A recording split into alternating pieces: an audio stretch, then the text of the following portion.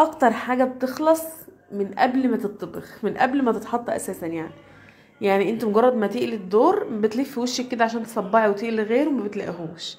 طبعا كلنا عارفين كفتة الرز من غير لحمة، يعني ناس كتير جدا بتعملها باللحمة، انا بعملها من غير لحمة، بحبها جدا جدا من غير لحمة. خلاص انا عملت كفتة رز يبقى اعملها كده، وبعملها اوقات بلحمة، بس المرة دي عملناها من غير لحمة وبحبها جدا جدا من غير اللحمة. وانا حسيت ان انا ذكرت اسم اللحمة كتير قوي في الموضوع. شايفين الجمال؟ اقسم بالله انا تقريبا اتغديت اصلا وانا بقليها، يعني في الاثناء دي قامت جيرو قالت لي طب انت هتقعدي تاكلي يا ماما، طب احنا كمان هناكل معاكي. اهو شايفين. فتعالوا كده نسمي الله ونصلي على الحبيب ونشوف المقادير الجميله دي. والكفته الجباره دي عملناها ازاي، طعمها حلو جدا، فشه وجميله، عملناها ناشفه وعملناها في الصلصه. يلا كده نسمي الله. وكنا غاسلين الرز بتاعنا ونقعينه حوالي نص ساعه او ساعه كده في قلب الميه علشان ما يبوظلكيش المطحنه بتاعتك. ولو عايزه تشتريه جاهز اشتريه زي ما انت عايزه براحتك. بس يعني انت هتغسلي كوبايه رز عندك او كوبايتين رز هيعملوا كميه حلوه، وانت ضامنه ان انت طحناهم ازاي وغسلاهم ازاي وكده.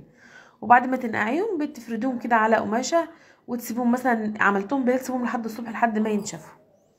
تمام. وبحب انا بقى ايه اضيف الشبت والكزبره. وزي ما بقول لكم انا بحب اغسل الشبت والكزبره. انا كنت فصلت، ما اعرفش بقى الحته دي جات لكم قبل كده ولا لا، استحملوها مني واسمعوها تاني.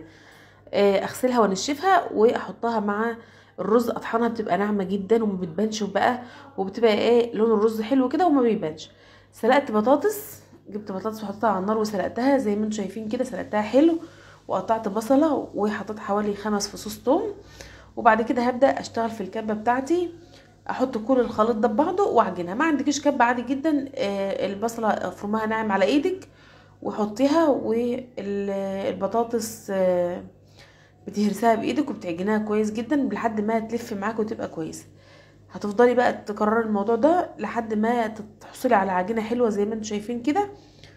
ونضيف عليها البهارات بتاعتنا، كمون بقى وكزبره وفلفل اسود وملح وشطه، وتقلبي كل ده في بعضه لحد ما كله ياخد من بعضه.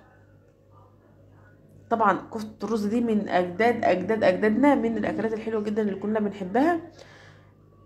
من الحاجات الحلوه اللي بتتخطف خطف زي ما قلت لكم في اول الفيديو. حطيت كمان حوالي ربع كوبايه من الزيت وقلبت كل الكلام ده ببعضه لحد ما زي ما قلت لك وصلنا لعجينه حلوه. لو عندك مثلا حتت من البصل كبيره كده بقشليها وانت شغاله، بقشليها يعني عادي، حتى لو ما اتشالتش مش هتزعلك في حاجه يعني. وبعد كده هجيب حبه زيت وابدا اصبع كده اي اشكال انت عايزاها، بس دي الطريقه المعروفه بتاعتها والتصبيعه اللي احنا عارفينها يعني واللي كلنا واخدين عليه. بس لازم ايدك تكون فيها زيت علشان تعرفي تصبعي الكفته بتاعتك وتطلع كلها يعني ايه الى حد ما تشكيل واحد ولفه واحده يعني. طبعا عندك المقلايه هنا موجوده وعلى النار وعشان تسخن معايا الزيت، بس انا بحب اعمل الكميه كلها مره واحده عشان ما اربخش نفسي. في ناس بتصبع على المقلايه على طول، فاهمين؟ يعني مثلا وهي واقفه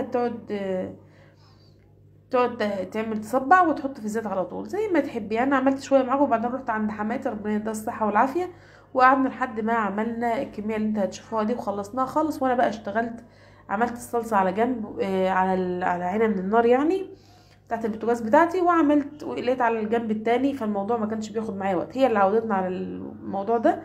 كانت تقول لنا واحنا كنا بناكل كلنا مع بعض كده، كانت تقول لنا ايه هاتوا كده الحاجه قدامي ويلا تعالوا نصبح ونحط بقى على صواني. بس ايه ما كنا بنعمل بقى كميات اللهم بارك. اهي اتصبعت بشوف اشكال فنيه، اشكال فنيه كده وتحف فنيه موجوده قدامي. جبت المقلايه بتاعتي، المقلايه دي سودا بس مش شايله زيت يعني وكلام فارغ من ده. المهم ان القلبيه بتاعتها زي الفل، وانتوا عارفين بقى حاجه الناس الكبيره يعني فاهمين. دي بقى يعني بحب اخليها فله كده، فله ومحطها جوه النار لحد ما تتحرق كلها خالص وكل السواد ده ينزل. بحطها في فرن الغاز. وفي ناس بتحطها على العينه بتاعه البوتاجاز، بس ممكن تعمل لك مشكله في قلب المطبخ يعني وتزيت لك الدنيا. انا بحطها على النار في الفرن وانا بشوي سمك وانا بحمر حاجه، بقوم حطها لحد ما تتحرق في بعضها كده وتشيل كل الزيوت وكل الحاجات دي. ما علينا، تعالوا نخش في موضوعنا تاني ونعمل الكفته بتاعتنا بعد ما صبعناها قلناها حمرناها طلعناها اكلناها. يعني بص اول دور ده كان مادي، كان خلاص كان مقر عليه الفتحه. هوريكم حتى لما نحط الدور التاني ونيجي نشتغله هتشوفوا الطبق اللهم بارك اللي ملان على عينه ده، هتشوفوا دلوقتي بقى فيه وحتى وصل لحد فين. تمام تمام، ملينا الدور بتاعنا اهو، وعملنا الدور التاني زي ما انتم شايفين. وهتفضلوا بقى تعملوا نفس الموضوع ده، سواء الكفته عايزينها تحطها في الصلصه او هتاكلوها لوحدها. تمام تمام. دلوقتي شايفين الطبق اللي احنا كان المفروض ما شاء الله اللهم بارك ملان، هو ده اللي انا فضل فيه. وطلعنا عليه الدور التاني، وبعدين كنا عاملين الصلصه بتاعتنا. طبعا انتوا عارفين التسبيكه بتاعتنا العاديه خالص، ببهاراتنا بقى، بالطماطم، بتوم، ببصل. وما شاء الله لحد ما استوت معايا وكانت زي السكر. لو وصلت لحد هنا وما حطيتش لايك، حط لايك للفيديو وقولي بتشوفوني من اي بلد. بحبكم في الله وبحب رايكم، واشوفكم على خير، والسلام عليكم.